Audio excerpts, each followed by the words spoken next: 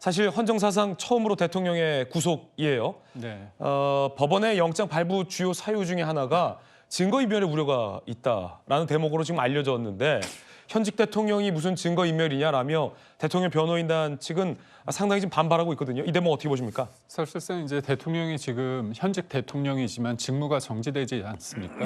그렇다면 불구속이 된다고 하더라도 이제 관저에 머물게 되는 상황이고 무엇보다도 증거를 인멸하기 위해서는 다른 사람들과 소위 말해서 입을 맞춰야 됩니다. 네. 근데 우리가 다 알다시피 현장에 있던 김영현 전 장관을 포함해서 현장에 있던 지휘관들이 다 구속이 됐습니다. 그렇기 때문에 무엇을 증거를 인멸할 그럴 가능성이 과연 있을까? 그리고 무엇보다도 민주당과 공수처에서도 그런 얘기를 해요. 증거가 차고 넘친다 그런 얘기를 하지 않습니까? 네. 한 예로 그 이재명 대표가 국회에서 체포 동의안이 통과가 됐습니다. 재작년이죠.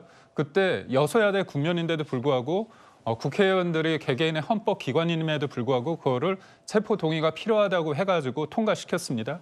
근데 법원이 그때 당시에 영장을 기각할 때 내세운 논리가 뭐냐면 야당의 공당의 대표로서 그다음에 공적 감시의 대상이기 때문에 네. 증거인멸의 우려가 낮다고 얘기를 했습니다. 그리고 그때 또 뭐라고 얘기했냐면 현재까지 확보된 물적, 인적 자료에 비춰볼 때 증거인멸 우려가 낮다고 얘기했어요. 결국은 그 대상과 그다음에 실질적으로 확보된 증거에 비춰봤을 때 여러 상황들을 종합적으로 봤을 때 증거인멸 우려가 낮다고 얘기해서 기각을 시켰단 말이죠. 불구속 수사를 받게끔 했습니다. 그렇다면 대통령은 야당의 대표보다 공적주의가 더 높은 거 아닙니까? 그리고 지금 공수처 수사가 활발하게 되면서 다 구속 기소가 됐어요. 그렇다면 증거인멸의 우려가 낮다는 그 측면에 봤을 때 이제까지의 이재명 대표의 사례를 봤을 때 과연 그게 맞는가? 또 하나 제가 말씀드리고 싶은 거는 조국 대표가 지금 한 5년 넘게 수사를 받고 재판 과정 속에서 최근에야 최종심에서 구속이 됐습니다. 그러니까 어떻게 보면 이제 교도소로 간 거죠. 구치소로 갔는데 그때 2심에서 징역 2년이 나왔습니다. 집행유예도 없었어요. 그렇다면 대부분이 법정 구속을 해야 된다 그렇게 생각했는데도 그때 법원이 법정 구속하지 않았습니다. 그 과정 속에서 조국 전 대표 같은 경우는 비법률적인 방식으로 자기가 명예를 회복하겠다고 하면서 선거까지 나와서 국회의원이 됐습니다. 이런 일련의 상황을 봤을 때 과연 대통령의 어떤 신분으로서 직무가 정지된 대통령의 신분으로서 이게 여타의 이재명 대표와 조국 전 대표의 상황을 비춰봤을 때 이게 과연 형평성이 있게 되느냐 이 부분이 문제가 제기될 수밖에 없고요.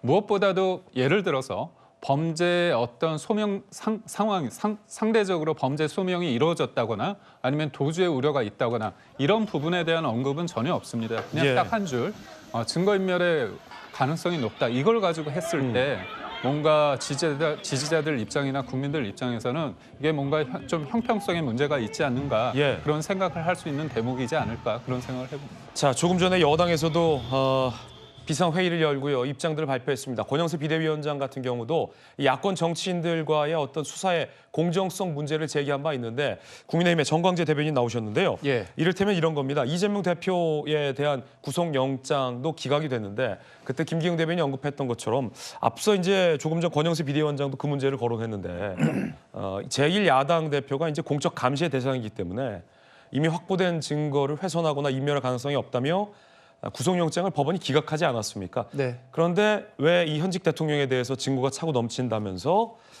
이 공정한 잣대를 적용하지 않느냐라는 것이 지금 여권 쪽의 어떤 문제 제기인데 어떤 입장이십니까?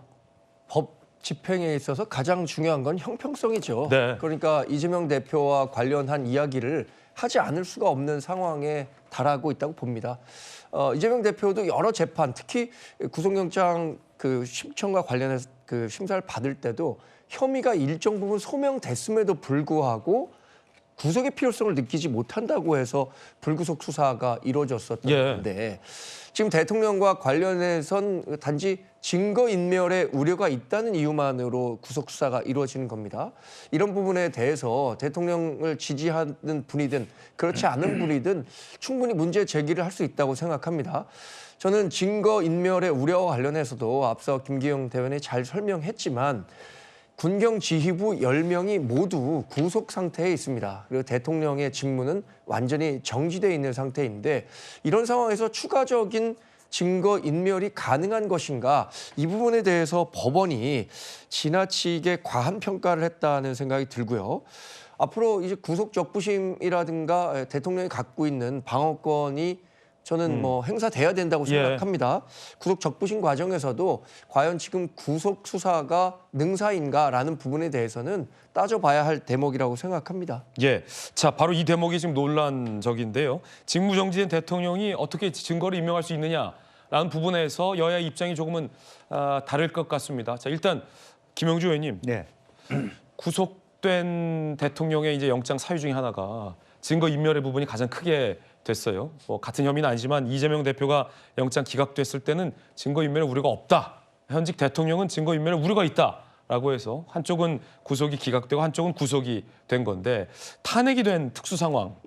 지금 여당의 반박은 탄핵이 된 대통령, 그래서 직무 정지가 된 탄핵 소추로 직무 정지가 된 대통령이 어떻게 증거 인멸을 할 수 있느냐 이 부분과 관련해서 지금 논쟁적인데 어떻게 보십니까? 뭐 그런 부분은 있겠죠. 지금 이제 20일 동안의 체포 기간을 구속 기간을 가진다라고 하는 부분이고 아마 그 이후에 탄핵 과정의 절차로 넘어가면서 네. 그런 부분이 이제 기소 여부와 관련해서 실제로 헌법재판소 대통령도 그랬고요. 그 헌법재판소의 심리를 좀 정확하게 받을 수 있는 그런 보장들을 사법부의 헌재가 요청할 수도 있는 부분도 없잖아 있다라고 보여지고요. 다만 이제 이렇게 뭐 정교 인멸만 갖고 나왔을 때는 사실은 지금 두 분 여당 측 패널들이 말한 것들이 일리가 있습니다. 그러나 이제 재판부가 판단한 것은 그 동안에 대통령이 보여주신 어떤 세 번의 어떤 그 공문에 대한 불응 그리고 1차 시기, 2차 시기를 거쳐야 되는 경호처의 대응. 그러니까 그리고 실제적으로 사실은 현 대통령이 실제적으로 12.3에 나타난 계엄 사태 여부는 거의 현행범에 버금가는 국민 전체가 목도한 사실이거든요. 이제 그래서 실제적으로 보면은 이제 직무 그 한 행위의 중대성이라고 하는 부분이 국헌을 문란할 정도의 내란 행위에 둔하는 그런 행위였다면 어쨌든 거의 주요 종사자와 종범들이 다 구속된 있는데 우두머리만 구속하지 않는 것에 대한 문제점 그리고 전혀 아직도 그 자기 범행에 대해서 한 번도 수긍하지 못하는 인정하지 못하는 그리고 또 하나는 변호인의 변호 실수라고 보여집니다만 어쨌든 서부지법을 불법이라고 얘기하면서 서부지법의 판사 앞에서 그런 논리를 되풀이하고 있고 지금도 그 결과에 대해서 승복하지 않는 부분들이 상당히 윤 대통령 측에는 불리하게 작용한 것만은 사실이다. 저는 그렇게 보여집니다. 그렇군요. 지금 여당에서 지적하는 부분이 이 형평성인데 화면에 보고 계신 것처럼 성춘 부의장님 이재명 대표에 대해서는 범죄 혐의가 이제 소명된다라는 표현까지 나왔는데 제1야당 대표로서 방어권 보장이 중요하다. 라면 이제 영장이 기각됐고 조국 씨 같은 경우에는 1, 2, 3심 모두 다 실형. 그런데 1, 2심 실형이 나왔는데도 구속하지 않아서 뭐 총선까지 출마하지 않았습니까?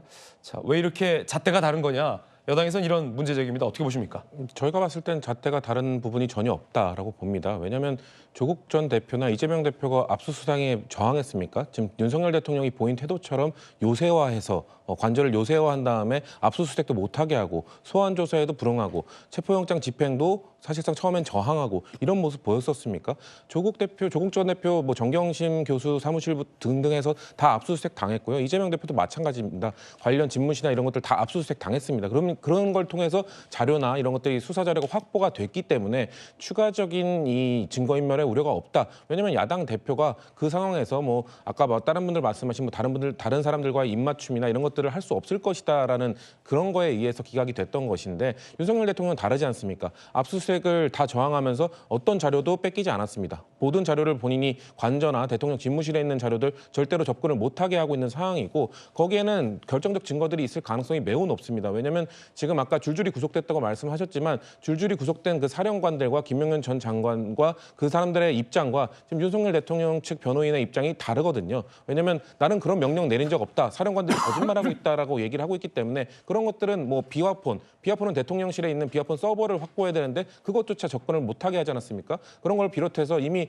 대통령은 작년 초부터 비상계엄에 대한 진지한 논의를 하고 있다라는 게 속속 나오고 있는 상황 속에서 대통령의 핸드폰 지금 10명 말고 구속되어 있는 10명 말고 다른 사람들과 계엄을 논의했을 가능성도 다분합니다. 그거를 위해서는 핸드폰도 확보해야 되고 대통령의 메모도 확보해야 되고 그런 것들을 확보하면서 비상계엄을 언제부터 준비했는지를 충분히 확보할 수 있음에도 불구하고 그런 것들을 다 저항했기 때문에 좀 그렇기 때문에 법원에서 판단을 증거인멸의 우려가 여전히 있다라고 판단해서 구속을 한 거라고 봅니다. 저는 윤석열 대통령이 현직 대통령이 체포되고 구속되는 것 대한민국에 안 좋은 일이죠. 하지만 소환 조사에 응하고 압수수색에도 응했다면은 저는 오히려 국민 여론이나 야당에서도 이거 체포하고 구속해야 된다는 목소리를 내기는 좀 어려웠을 거라고 봐요. 네. 하지만 그거에 불응했기 때문에 지금 이 상황에 왔고 결국 이 상황은 윤석열 대통령이 자초한 거라고 봅니다. 네.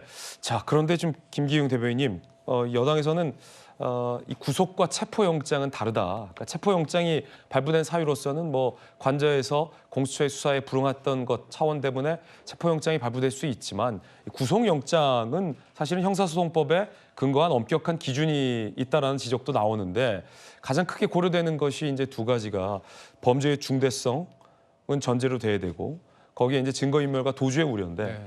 이번 그 구속영장 발부에서 도주의 우려는 인정되지 않았는데 증거인멸의 우려가 구속의 사유로 지금 네. 꼽혔잖아요. 이재명 대표 같은 경우도 사실은 위증 교사 범죄 혐의잖아요. 범죄 혐의가. 네. 그러니까 위증 교사 자체가 사실은 증거인멸인데 그럼에도 불구하고 풀어줬다. 이 부분을 지금 여당에서는 계속 강조하는 것 같아요. 사실 그 위중교사 거짓말이 어떻게 보면 사법방해고 증거인멸과 같은 결을 가졌다고 해석할 수 있습니다. 그럼 이재명 대표 같은 경우는 전과 사범인데 거기에서 검사 사칭과 무고가 있습니다. 네. 그리고 위증교사 혐의로 지금 재판을 받고 있고요. 또 하나가 뭡니까?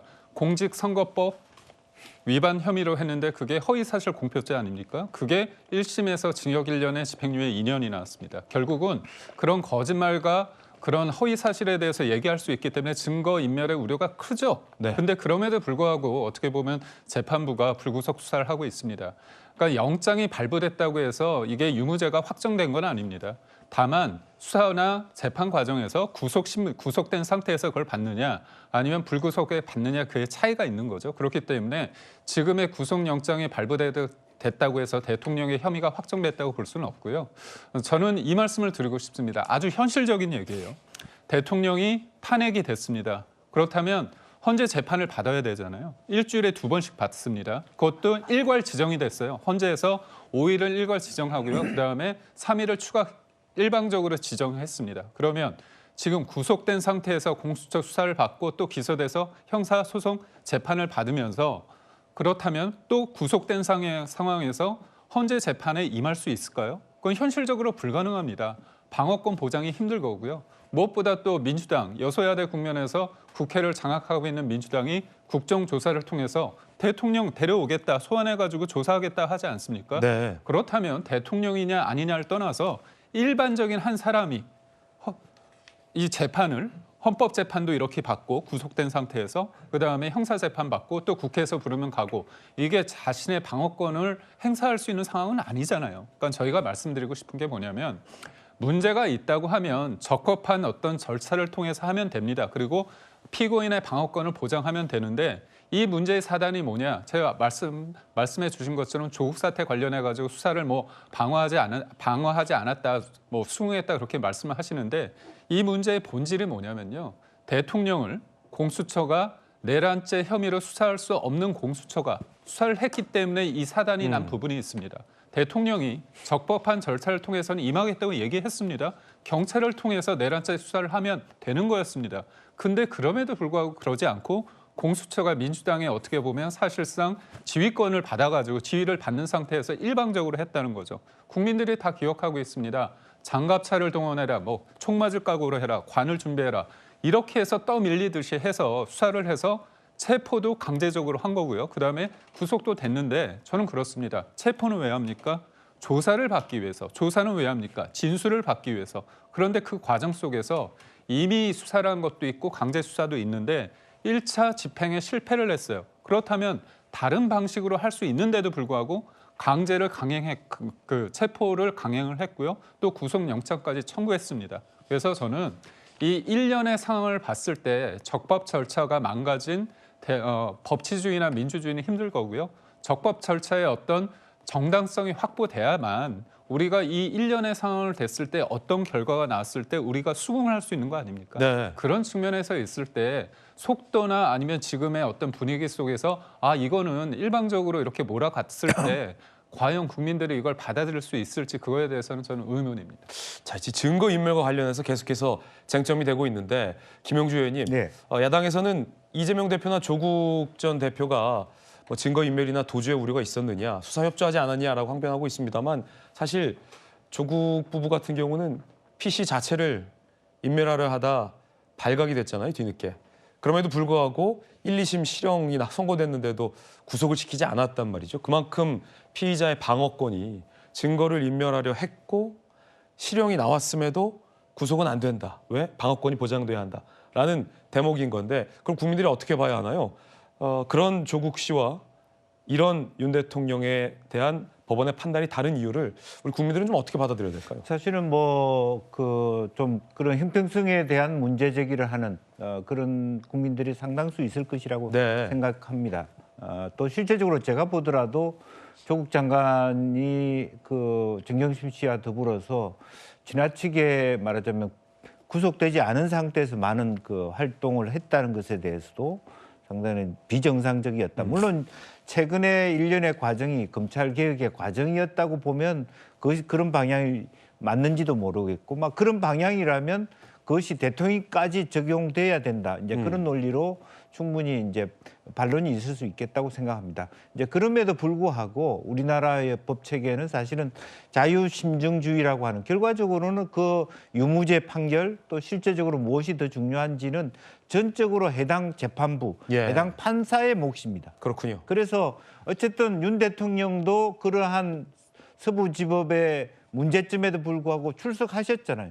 출석해서 40분 가까이 본인의 말씀도 하셨다면 그 결정이 어떤 결정이든 승복할 수 있어야 된다라고 생각합니다. 그러니까 똑같은 판사가 전혀 다른 재판의 결과를 냈다 그러면 굉장히 비난할 수 있지만 거의 비슷한 유형이지만 각기 우리나라의 법 체계는 기본적으로는 모든 것들이 그 관할 재판부의 판단에 따를 수밖에 없습니다. 다만 양형 기준에 있어서의 형량에 대해서는 그런 어떤 스탠다드가 있을 수 있겠죠. 그러나 그런 부분에 대해서는 어차피 리스크를 감수해야 된다. 네. 그런 말씀을 드릴 수밖에 없습니다. 그렇군요.